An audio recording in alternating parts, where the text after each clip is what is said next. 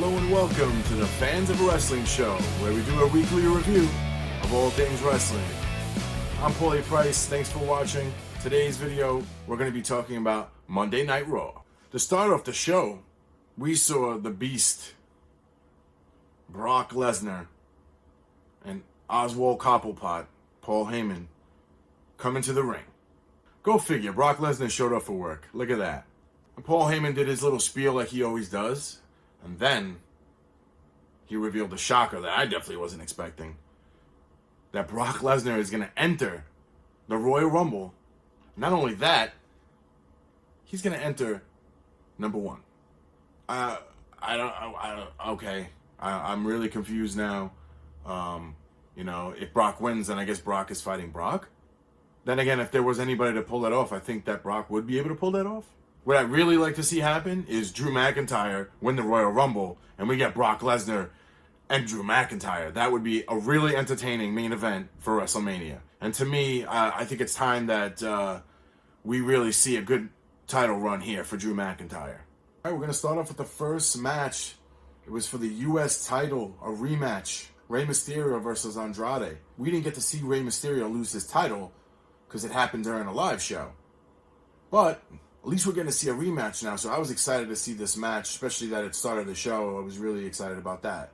For me, this match was a great storyteller. To me, this match was a great storyteller. The chemistry between these guys was amazing. I love watching these guys wrestle, and Zelina Vega is by far one of my favorite managers in the business.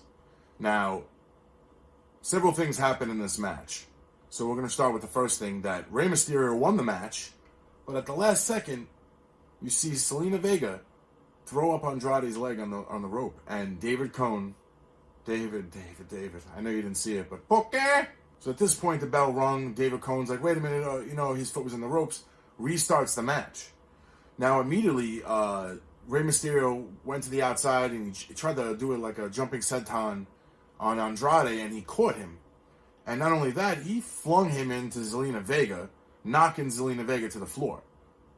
Now, I know Rey didn't do that intentionally. I know Andrade did. But seeing Rey be so concerned, being that he said he was a husband and he has a daughter, and right there, he was not in that match anymore. And obviously, Andrade took advantage of that, put the hammerlock DDT, and solidified the win, and retained his U.S. title. But what happened after that was just straight disrespectful. Andrade ripped off Rey Mysterio's mask. The most disrespectful thing you can do to a luchador. And to me, that was just wrong. And not only that, he gave it to Zelina Vega as a trophy. And you'll actually see later on in the show, Andrade was doing a backstage interview, holding the mask, being proud of what he did, and then all of a sudden Rey Mysterio comes with the fury, taking out Andrade, putting his mask back on, and continuing to kick in his butt. So that was really cool. I feel like I got closure there with Rey Mysterio. For me, I'm going to rate the Rey Mysterio and Andrade match a 5 out of 5 because it was entertaining. Non-stop from front to back. The fact that they restarted the match, the whole drama with Zelina Vega, I just thought it was great. And something even better happened than that. Samoa Joe offered a challenge to AOP and Seth Rollins.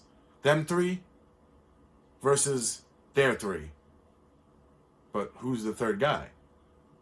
Kevin Owens really wanted to know. And at this point later in the show, Kevin Owens was getting a little eager because he wanted to know. Samoa Joe wouldn't tell him, but then he said, all right, you know what? You want to know? I want to put you at ease. Kevin Owens wanted to make sure it wasn't someone that he was in beef with before, so that this way he would be like, all right, I feel safer. Samoa Joe takes him to the room. He goes in the room. He sees who the competitor is, walks out with a smile and says, I'm no longer afraid, but AOP and Seth Rollins, they should be afraid. The second match was a triple tag team match with the OC, Street Profits, and the Viking Raiders. For me, this match was super exciting. The energy that the Street Profits bring is great. The Viking Raiders brings that brute force, and the OC just brings that good old-fashioned heel wrestling that they do best. For me, this match was really exciting. The match went about 10 plus minutes. These guys put on an amazing show. Montez, that guy's a walking meme. Me, I'm going to rate this match a 5 out of 5. After the triple tag match, we saw Becky Lynch in her Kill Bill outfit, which I thought she was super hot. Make sure my wife's not listening. Comes down to the ring, and she explains the whole story. Even points to the little vignettes that basically were explaining all her losses to Asuka in the past couple of months. Then Asuka comes out, screaming in Japanese. For me, I thought that was great. You know, she's okay on the mic, but when she screams in Japanese, she's fire. You know, I don't need to know what you're saying.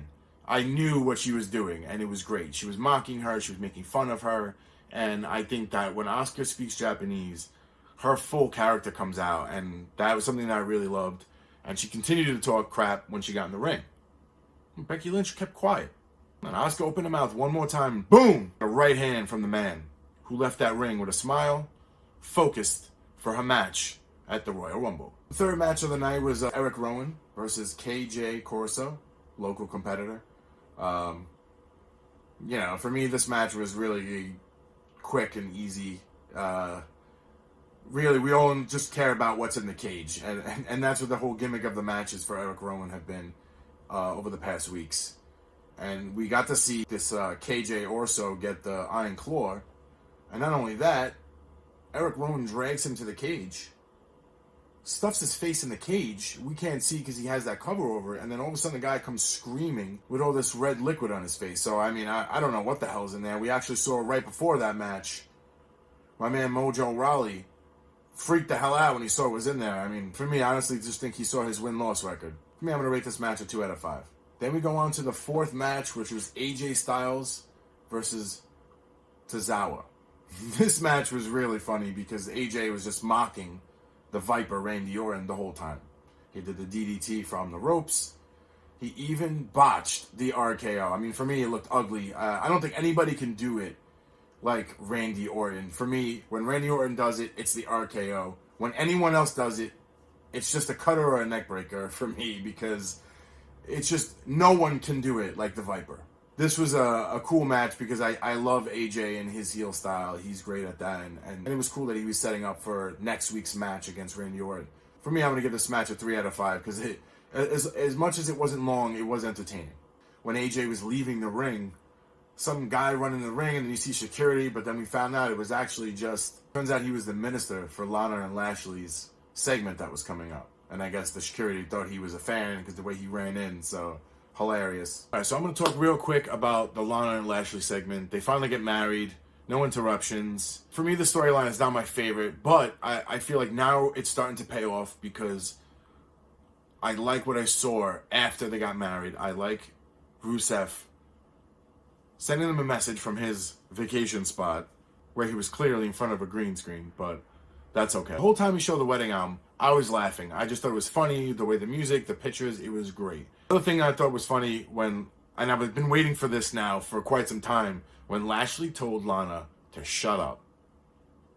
I knew that was coming, and I was happy it happened, and immediately after that, Bobby said some really good stuff to Rusev, but when Rusev responded, turned into the Bulgarian Brute, I was like, yes! He needs to turn back into the Bulgarian Brute who was undefeated for a year. That's the Rusev I want to see. Another funny part about the segment, I don't know if anyone noticed, but the guy in the back, his sign said, Lana loves BBC. And for those of you who don't know what BBC is, go Google it, because I ain't saying it. And the fifth match of the night was Alistair Black versus Shelton Benjamin. This was a pretty good match. It started out okay. It was moving, it was going, but Shelton wasn't able to hold on with Alistair Black because he landed that black mass and Benjamin was out. But immediately after that match, Buddy Murphy straight kicked to the head on Alistair Black and beat the crap out of him for the rest of the time. So, I mean, you know, this rivalry is getting even more heated. So I give this match a 2 out of 5. Again, it was like a 4-minute match. It was entertaining when Buddy Murphy came out and beat the crap out of Alistair Black, so that was a plus. The sixth match of the night was Drew McIntyre versus No Way Jose. Now, this one, I have to say, was really funny because he just, like, devoured No Way Jose. But on top of that, he was just going at all the people that were outside, making fun of the gimmicks. I love that about Drew. Drew should be champion. And I'm happy that he has put himself in the Royal Rumble. He needs to win the Royal Rumble. Like I said early in the video, I think it would be great if he won the Royal Rumble, and it would be great if it was Drew McIntyre versus Brock Lesnar. I mean, that would be a main event for the ages. So me, I'm just going to give this match a quick 3 out of 5 because it was funny and I always love watching Drew McIntyre in action. And now we come to the 7th match, the main event. Kevin Owens, Samoa Joe, with their mystery partner versus AOP and Seth Rollins. So you can see here, Samoa Joe, Kevin Owens waiting for their partner. And then it hits. The Big Show is back on Monday Night Raw. So for me, that was a great pop. I really thought it was awesome. The Big Show is a perfect candidate for this match. Just watching the Big Show in action is always a joy, you know, just seeing that guy throw people around. And for him to face AOP was definitely something I was interested in. This match was about a 6-minute match. It didn't last long, but it really told a quick story on how Seth Rollins is just so ruthless.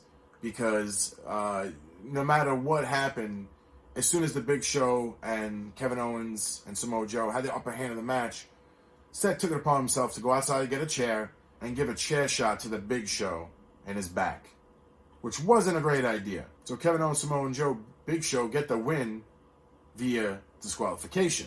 One of the high points of this match for me was when the Big Show was chest slapping Seth Rollins. He literally burned it down on his chest. No pun intended.